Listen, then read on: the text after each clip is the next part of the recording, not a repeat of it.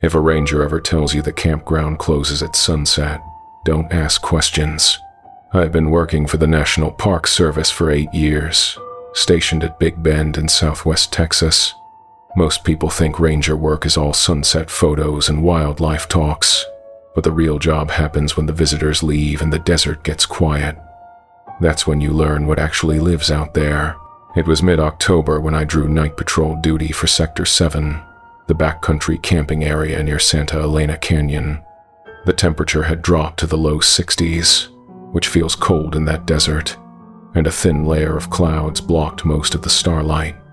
I loaded my patrol truck with the usual gear: radio, first aid kit, spare water, flashlight with fresh batteries, and the .40 caliber service weapon I hoped I'd never need to use. The drive out to Sector 7 takes 25 minutes on a dirt road that winds through creosote flats and low hills covered in ocotillo and prickly pear. About halfway there, my headlights caught something moving off the shoulder. A coyote, I thought, until it stood upright and walked into the brush on 2 legs. I stopped the truck and swept the area with my spotlight. Nothing. Just thorns and shadow. I radioed base camp. Unit 12 to dispatch. Possible person on foot near mile marker 18 on the Santa Elena access road. Copy, Unit 12. Are you requesting backup? Negative. Just logging it. The first campsite I checked was empty, but the fire ring had warm ash and half-burned mesquite branches. The occupancy tag was gone from the post. Someone had left in a hurry. I made a note and moved to Site 14, where a family from Oklahoma had registered for 2 nights. Their tent was dark, but I could hear movement inside. I knocked on the picnic table to announce myself instead of calling out. Sometimes people get jumpy when they hear voices in the desert at night. Evening, folks. Ranger Williams doing a routine check. Everyone all right in there? A woman's voice answered from inside the tent. We're fine. Thank you. But it was my voice. Exact tone. Same cadence, like listening to a recording of myself played back through a cheap speaker. I felt my throat go tight. Ma'am, I need you to step outside, please. Silence for 30 seconds. Then the tent zipper started to open, slow and deliberate. I unclipped my radio and stepped back to put the picnic table between me and whatever was coming out of that nylon dome. What emerged wasn't the Oklahoma family. It moved on hands and knees at first, then unfolded upward in sections like a carpenter's ruler opening. The proportions were wrong. Arms too long, shoulders too narrow, head tilted at an angle that would snap a normal neck. When it turned toward me, the face was a poor copy of mine. Same nose and jaw, but the eyes were set too deep and the mouth stretched wider than it should have gone. We're fine, thank you. It said again in my voice. I keyed the radio. Unit 12 requesting immediate backup at Site 14. Possible. Medical emergency. The thing that looked like me tilted its head farther. Unit 12 requesting immediate backup. It repeated in perfect radio protocol voice, the clipped tone we use for emergency calls. I backed toward my truck, keeping the headlight beam on it. It didn't follow. It just watched and mimicked. When I said, "Stay where you are," it said the same words a half-second later in the same tone. Dispatch to Unit 12. Backup is 20 minutes out. What's your status? Before I could answer, the thing keyed an invisible radio and said, Unit 12 is fine. Cancel backup. It used my voice, my speech pattern, my radio discipline. I spoke fast. Negative. Dispatch. Do not cancel. I repeat, do not cancel backup. The thing smiled, which was the worst part. It knew exactly what it was doing. Headlights appeared on the access road, coming fast.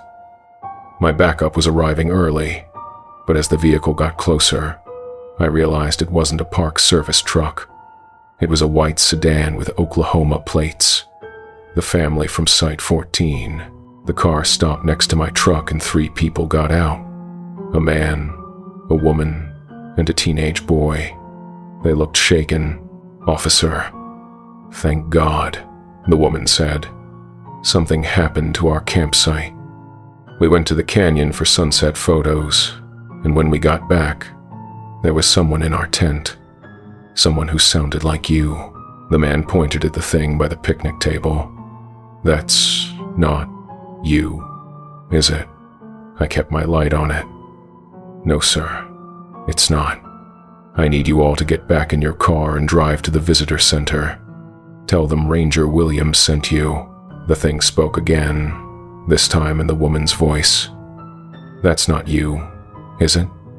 Same inflection, same worried tone. The family didn't need more convincing. They were back in their car and gone in under a minute, kicking up dust as they fled toward the main road. My actual backup arrived 10 minutes later. Ranger Thompson, a 20-year veteran who'd seen everything the desert could throw at him. He climbed out of his truck with a flashlight and bear spray. "What's the situation, Williams?" I explained quickly, keeping my voice low. "Something's been copying voices and using the campsite. It's been mimicking me for the past 15 minutes. Thompson swept his light across the area. The thing was gone. We searched the site together. The tent was empty, but inside we found personal items belonging to the Oklahoma family. Wallets, car keys, a child stuffed animal, everything they would have taken with them if they'd packed up normally." Thompson bagged the items as evidence and helped me process the scene. We found tracks in the soft sand around the fire ring. Bare feet, but long and narrow with deep toe impressions. The stride pattern showed alternating between bipedal and quadrupedal movement. "I've seen this before," Thompson said quietly. "Not here, but up north on the Navajo Nation. My grandfather used to warn about things that wear faces that aren't theirs.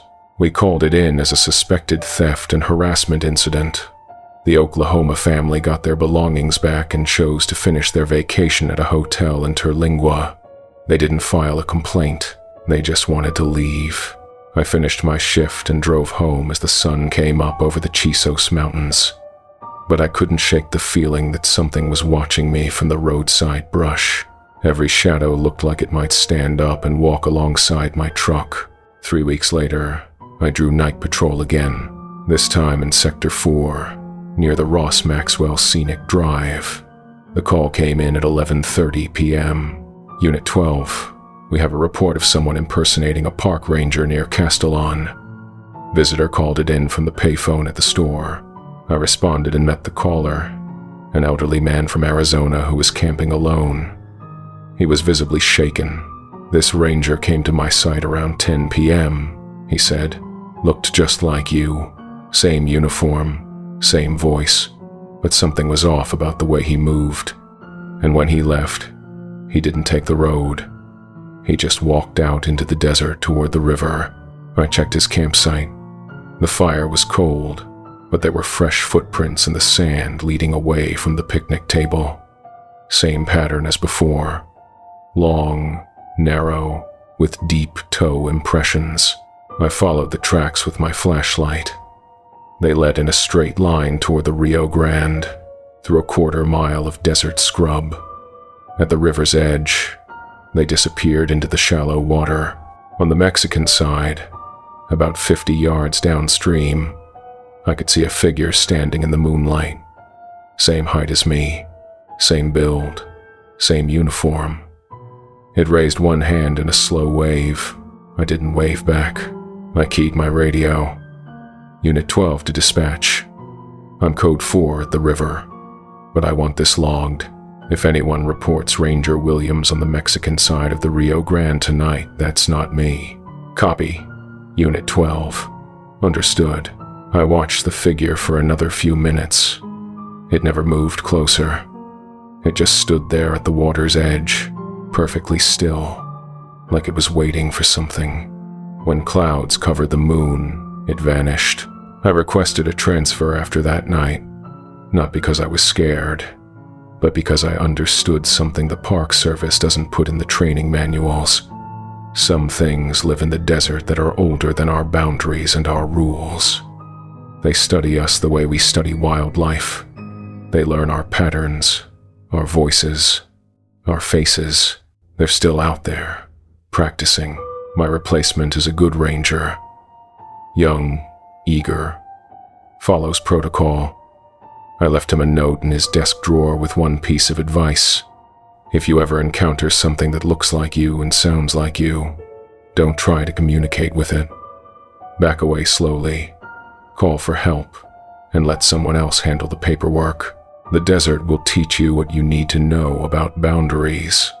Some of them are marked with signs and fences. Others are marked with silence and the feeling that you're not alone when you should be. If you're planning to camp in Big Bend, go during the day. Stay on marked trails. Keep your fires bright and your voices low. And if a ranger ever tells you the campground closes at sunset, don't ask questions. Listen to that warning. It might save your life, and it might save mine too, because the thing wearing my face is still out there, somewhere along the river, learning how to be me better than I am. Asterisk. Stories like this are exactly why our channel exists, to share these encounters that happen in the spaces between civilization and the wild. If you've had your own experience with something unexplained in our national parks, I'd love to hear about it in the comments below. And if these stories help you sleep, well, that's what we're here for. Subscribe for more encounters from the places most people never talk about. Asterisk. Never follow a voice calling for help if you can't see who's calling. I learned that rule the hard way during my 3rd year as a ranger at Glacier National Park in northwest Montana. It was early September, and the aspen leaves were just starting to turn yellow along the creek bottoms. Most tourists had gone home for the season, but we still got serious hikers who came for the solitude and the cleaner air. The call came in at 4:37 a.m. on a Tuesday. Missing hiker on the Highline Trail, last seen heading toward Granite Park Chalet the previous afternoon. Jake Morrison, age 26, from Portland, Oregon. His girlfriend had expected him back at their campsite by 8 p.m. When he didn't show, she waited until morning and drove to the ranger station. I grabbed my search pack, first aid supplies, emergency shelter, extra water, headlamp with backup batteries, GPS unit, and my handheld radio. The morning was cold, maybe 38 degrees, with frost on the grass and ice forming in the shallow puddles along going to the Sun Road. Ranger Patterson met me at Logan Pass, where the Highline Trail begins. He'd already talked to day hikers who remembered seeing Jake the previous afternoon near Haystack Butte, moving at a good pace with a blue day pack and trekking poles. Weather was clear yesterday, Patterson said, checking his notes. No reason he should have gotten turned around. Trails well marked all the way to the chalet. We split up to cover more ground. Patterson would check the main trail while I took the loop that cuts north toward Hidden Lake. If Jake had missed a turn or taken a wrong spur, that's where he'd most likely end up lost. The trail was empty except for a few mule deer picking their way through the alpine meadows. I made good time for the first 2 miles, stopping every quarter hour to call Jake's name and listen for a response. The mountains swallow sound in strange ways up there. Sometimes you'll hear voices from miles away, and sometimes you won't hear someone calling from just around the next bend. At the 3-mile mark, near a small tarn surrounded by stunted white bark pines, I heard it. Help me. Clear as a bell. Coming from the northwest, toward the steep slope that drops into the Granite Park drainage. A man's voice, strong but strained. I keyed my radio. This is Williams. I have possible voice contact with the missing hiker. Grid reference 478921. Moving to investigate. Copy, Williams. Keep us posted. I left the main trail and pushed through waist-high huckleberry bushes toward the voice. The terrain was rough. Loose scree and deadfall timber that made each step a negotiation. I called out as I climbed. Jake Morrison. Is that you? Yes. Help me. I'm hurt. The voice seemed to come from just ahead, maybe 50 yards up the slope. But when I reached that spot, There was no one there. Just more scree and a few scattered boulders. Jake, keep talking. I'm a park ranger. Where are you exactly? Down here. I fell. My leg is broken. Now the voice came from below me, back toward the drainage. I worked my way downhill, following game trails through the brush. The slope was steeper than it looked, and loose rocks skittered away under my boots with each step. I found the first piece of evidence at the bottom of a shallow ravine. A blue day pack, partially hidden under a fallen log. The zippers were open and the contents scattered. Water bottles, energy bars, a fleece jacket, and a Washington driver's license belonging to Jake Morrison. But no Jake. This is Williams. I found the missing hiker's pack and personal effects. Grid reference 476918. Still no visual on the subject. Copy, Williams. Patterson is en route to your position. I examined the area around the pack. No blood. No obvious signs of a struggle. Just scattered gear and the kind of mess you'd expect if someone had dropped their pack in a hurry. Help me, the voice called again, this time from higher up the slope. I can't move. I looked up toward the sound and saw him, a figure in dark clothing, about 100 yards away, waving one arm. The distance made it hard to see details, but the size and build looked right for our missing hiker. Jake, stay where you are. I'm coming to you. I started climbing again, using my hands to pull myself up the steeper sections. The altitude was getting to me. We were close to 7,000 feet, and the thin air made every step an effort. When I reached the spot where I'd seen the figure, there was nothing. Jake? Talk to me. Where did you go? I'm here, he called from behind me. Please, hurry. I turned and saw him again, this time closer, maybe 30 yards away, sitting against a large boulder with one leg stretched out at an odd angle. Even at that distance, something looked wrong with his posture, too stiff, like a mannequin propped in place. Jake, I'm Ranger Williams. How badly are you hurt? My leg, he said. I think it's broken. I've been here all night. His voice carried clearly across the slope, but there was no echo. In that terrain, with all those rock faces and tree lines, there should have been some kind of acoustic bounce. The sound was too clean, too direct. I approached slowly, keeping my radio in hand. As I got closer, the details became clearer. Dark hair, pale skin, clothing that matched the description from Jake's girlfriend. But the proportions were slightly off. Arms too long for the torso, shoulders too narrow, and the leg he claimed was broken was bent at an angle that should have had him screaming in pain. He wasn't making a sound. Jake, what's your girlfriend's name? I asked, still moving toward him but ready to back away fast. Sarah, he answered without hesitation. That matched the information in our report. But when he said it, his mouth didn't move quite right. The word came out clean and clear, but his lips barely parted. I stopped about 10 feet away and keyed my radio. This is Williams. I have visual contact with the subject, but I need medical backup. Possible serious leg injury. The figure that looked like Jake tilted his head toward me. This is Williams, it said in my voice. I have visual contact with the subject. My blood went cold. I stepped backward and drew my service weapon, not pointing it but making it visible. Who are you? I said clearly. Jake Morrison, it answered in Jake's voice. Then, in my voice, who are you? I keyed the radio again, speaking fast. Patterson, do not respond to any radio calls from my position unless you hear the code word Grizzly. Repeat, ignore all radio traffic from grid 476918 unless you hear Grizzly. The thing wearing Jake's appearance stood up smoothly, with no sign of the broken leg it had been claiming. The movement was fluid, controlled, wrong for someone who'd been injured and stranded overnight.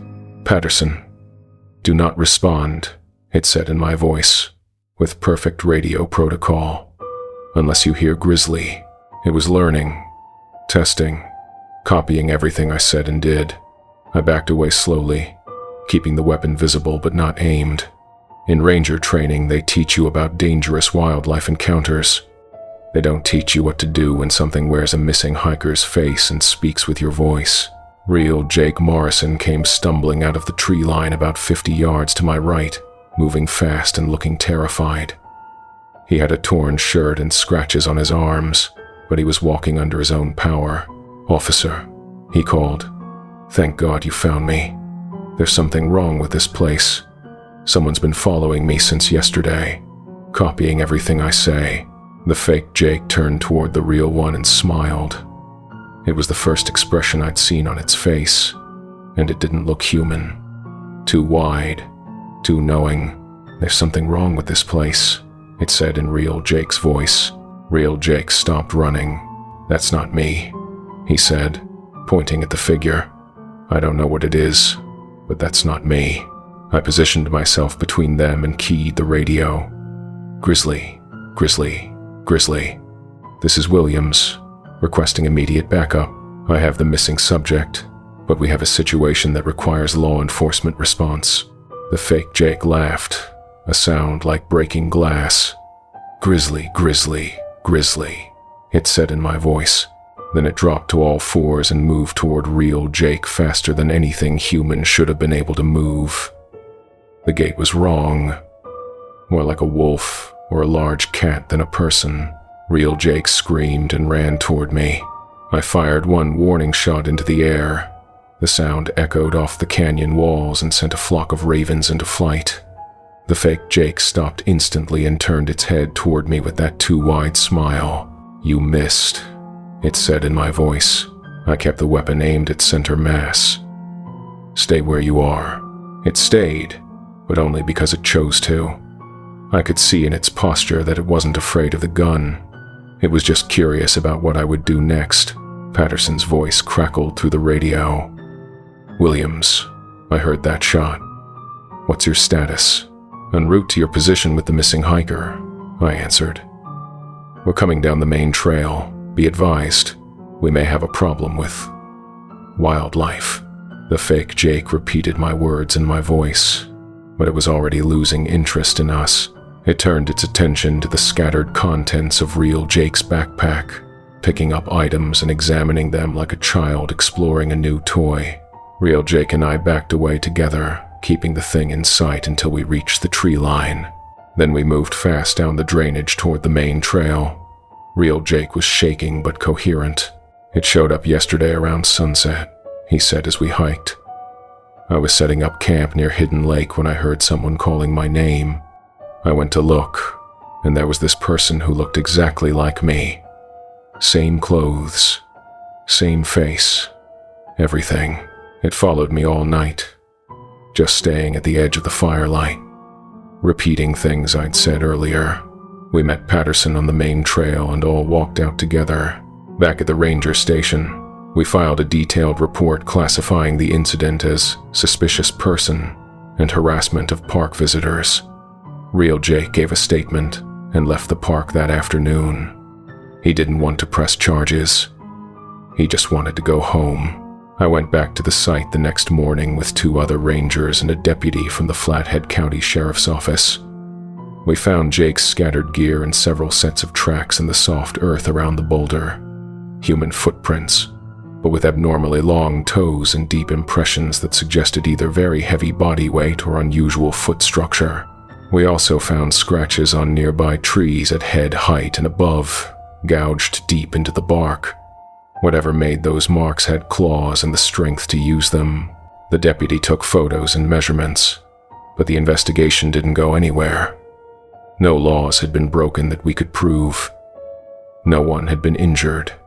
The Park Service classified it as an unusual wildlife encounter and added a note to the daily briefings about increased caution in the Granite Park area. I requested a transfer after that season, not because I was afraid, but because I realized something they don't put in the Ranger manual. Some things live in the high country that are older than our maps and our boundaries. They watch us, study us, learn from us, and sometimes they try to become us. My advice to hikers in Glacier is simple. Stay on marked trails, camp in designated areas, keep your voices low after dark, and don't answer calls for help unless you can see who's calling.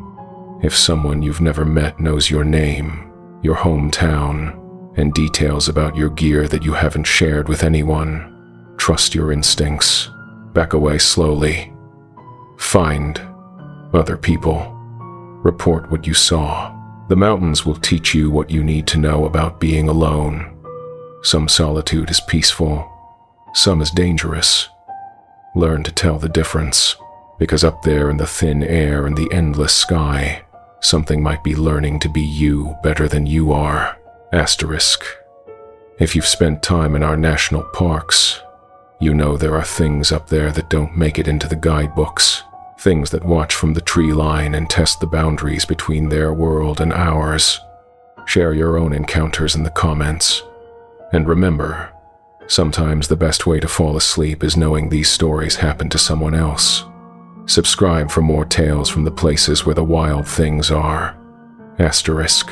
If you're alone on a fire tower and someone climbs the stairs after midnight, don't let them in. I spent 2 seasons working fire watch at Yellowstone National Park, stationed at Mount Washburn Lookout Tower during the peak fire danger months. It's solitary work, 12-hour shifts, scanning the horizon for smoke plumes, logging weather data, and maintaining radio contact with dispatch every hour.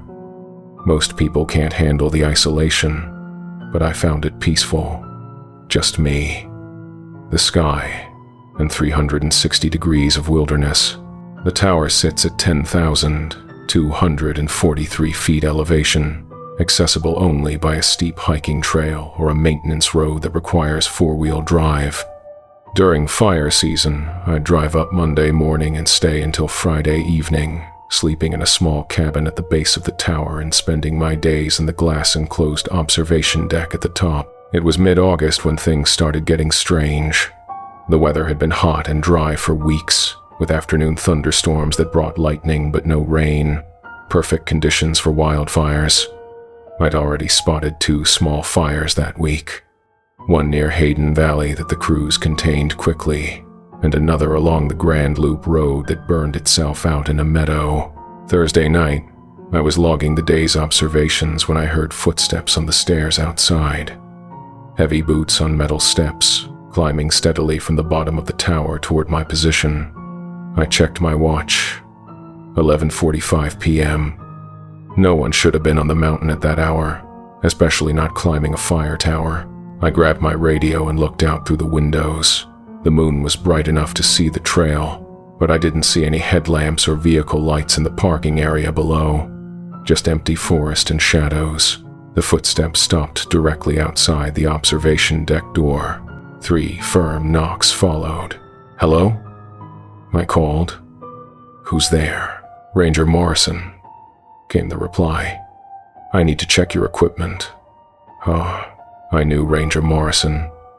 We'd worked together the previous season, and he was currently stationed at Old Faithful, 40 miles south. There was no reason for him to be on Mount Washburn at midnight, and no way he could have gotten there without me seeing vehicle lights on the access road. "Morrison, is that really you?" I asked through the door. "Yes." "Open up." The voice was exactly right. Same tone, same slight Tennessee accent Morrison had. But something about the request felt wrong. Equipment checks happened during regular hours, with radio notification and proper protocols. Nobody climbed fire towers in the middle of the night for routine maintenance. I keyed my radio to the emergency channel. "This is Mount Washburn Lookout to dispatch. I have an unidentified person at my location claiming to be Ranger Morrison. Request confirmation of Morrison's current location." The response came back within 30 seconds. "Washburn Lookout. Ranger Morrison is currently off duty at Old Faithful staff housing. Are you requesting assistance? I looked through the door's small window. A figure in a Park Service uniform stood on the metal platform, but something was wrong with the silhouette.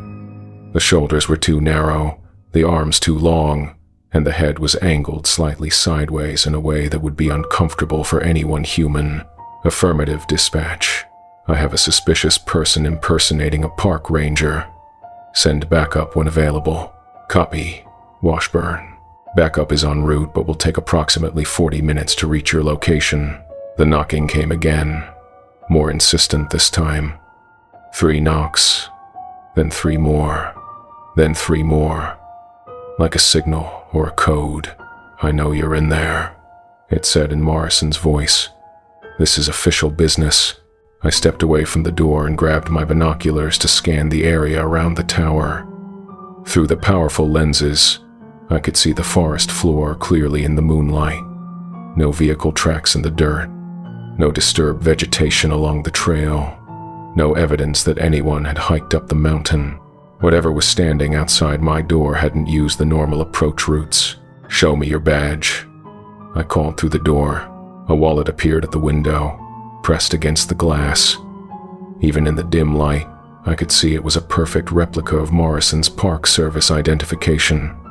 Same photo, same signature, same employee number, but the hand holding it was pale and too thin, with fingers that seemed to go on too long. Open the door, it said, this time with more authority.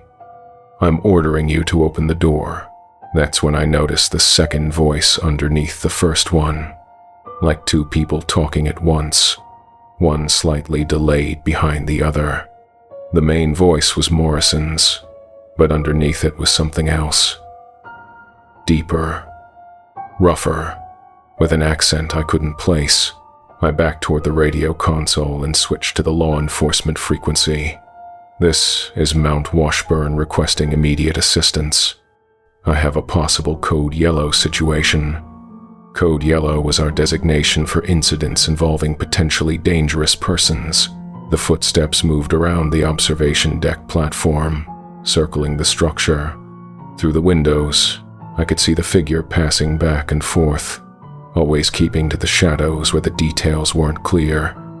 But each time it passed, I noticed more things that were wrong. The uniform was perfect, but it didn't fit right. Too loose in some places, too tight in others. Like it had been made for a different body type.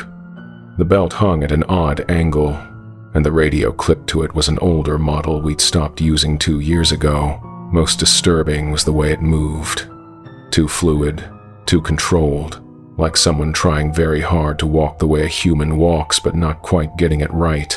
I'm going to count to 10, it said in Morrison's voice. Then I'm coming in whether you open the door or not. I looked at the door lock. It was solid, but the door itself was mostly glass panels designed to give fire watchers maximum visibility. If something really wanted to get in, the lock wouldn't stop it. 1. I grabbed my emergency pack and checked the contents. First aid kit, emergency radio, flare gun, 3 days of food and water. I'd never expected to need it, but fire watchers are trained to be self-sufficient in case of evacuation. 2. The footsteps moved to the northeast side of the platform. Through that window, I could see it more clearly as it passed through a shaft of moonlight. The proportions were all wrong. Legs too long for the torso, arms that hung past where they should have ended, a neck that seemed to stretch upward more than it should. 3. I keyed the radio again. Dispatch. How far out is my backup? Washburn. Units are 30 minutes from your location. Can you maintain your position? 4. I'm going to try, I replied. The truth was, I wasn't sure I could. The observation deck was essentially a glass box on top of a 100-foot steel tower. There was nowhere to run, nowhere to hide. If something got in, I'd be trapped with it. 5. I heard metal creaking outside, like weight being put on the platform railings. Then a scraping sound, like claws on steel. 6. I moved to the west window and looked down toward the base of the tower. In the moonlight, I could see my truck parked beside the maintenance shed. If I could get down there, I could drive out to meet the backup units halfway. 7. The scraping sound moved to directly above me, on the roof of the observation deck. Something was climbing on top of the structure, testing the skylights and ventilation panels. 8. That's when I heard the second voice clearly for the first time. Under Morrison's familiar tone was something else speaking the same words, deeper, more guttural, with clicking sounds between syllables that didn't belong in any human language. 9. I made my decision. The observation deck had an emergency exit on the south side, a narrow metal staircase that zigzagged down the outside of the tower. It was meant for evacuation during structural fires, and I'd never used it except during training, but it would get me to ground level without going through the main platform where that thing was waiting. 10. I grabbed my pack and emergency radio, unlocked the south exit, and stepped out onto the narrow emergency stairs. The metal was slick with dew and 40 degrees colder than the heated observation deck. I started down as quietly as possible, testing each step before putting my full weight on it. Halfway down, I heard glass breaking above me. The thing had gotten tired of waiting and broken through one of the observation deck windows. I could hear it moving around inside, searching for me. I picked up my pace, taking 2 steps at a time and using the handrails to control my descent. When I was 20 feet from the ground, I heard it discover the open emergency exit, footsteps on the metal stairs above me, moving faster than I was, covering 3 or 4 steps at a time. I looked up and saw it silhouetted against the stars. The shape was wrong, too tall, too angular, moving down the staircase in a way that defied normal anatomy. I jumped the last 10 feet and ran toward my truck, fumbling for the keys as I heard the thing reach the bottom of the tower behind me. The engine started on the first try, and I threw it in reverse without looking back. The headlights swept across the tower as I backed out, and for just a second, I saw it clearly. It still wore Morrison's uniform, but the face underneath wasn't Morrison's anymore. It was something else wearing his features like a mask that didn't quite fit. I drove down the mountain access road faster than was safe, radio chatter filling the cab as dispatch coordinated my backup. I met 2 park police units at the junction with the Grand Loop Road and gave them a full report. We went back up the mountain together, armed with high-powered flashlights and body cameras. The observation deck was empty, but we found evidence of the break-in. 1 window panel was shattered inward, and there were scratches on the metal platform that looked like claw marks. Most telling were the footprints in the soft earth around the base of the tower. Human-shaped but wrong, too long, too narrow, with deep impressions that suggested either unusual weight distribution or anatomical differences. The investigators classified it as vandalism and breaking and entering, but they never found a suspect. The case stayed open for 6 months before being archived as unsolved. I finished out the fire season but requested a transfer for the following year, not because I was afraid, but because I understood something they don't teach in fire watch training. Some things live in the high country that are older than our towers and our radios. They study us from the shadows, learning our voices, our faces, our patterns. They practice being us. My replacement is a good ranger. Experienced, follows protocols, keeps detailed logs. I left him a note in the observation deck logbook with 1 piece of advice. If someone climbs the tower after midnight and claims to be conducting official business, don't let them in. Call for backup and wait for verification. The mountains will teach you what you need to know about solitude. Some isolation is peaceful, some is dangerous. Learn to tell the difference, because up there in the thin air and the endless sky, something might be learning to watch you the way you watch for fires. The thing that wore Morrison's face is still out there, somewhere in the backcountry, practicing, getting better at being human, getting better at fooling the next person who draws fire watch duty on a lonely mountain. If you're planning to visit Yellowstone, stick to the marked trails during daylight hours. Camp in designated areas where other people can hear you if you need help. And if you're ever alone in the wilderness and someone shows up claiming to be a park ranger, ask to see their vehicle first. Real rangers don't hike 40 miles in the dark just to check your equipment. Trust that instinct when something feels wrong. Call for backup. Wait for verification. The mountains are full of things that are older than our uniforms and our badges, and some of them have learned that the best way to get close to people is to look like someone they trust. Don't make it easy for them. Every ranger has stories they don't put in the official reports. Encounters that happen in the spaces between policy and reality. These are the stories that get passed down in quiet conversations. The warnings that don't make it into the training manuals. If you've worked in our national parks or spent time in the deep wilderness, you might recognize the feeling these stories capture. Share your own experiences in the comments, and remember, sometimes the best way to fall asleep is knowing you're not alone in a fire tower at midnight. Subscribe for more tales from the watchtowers and the wild places where we keep our vigil.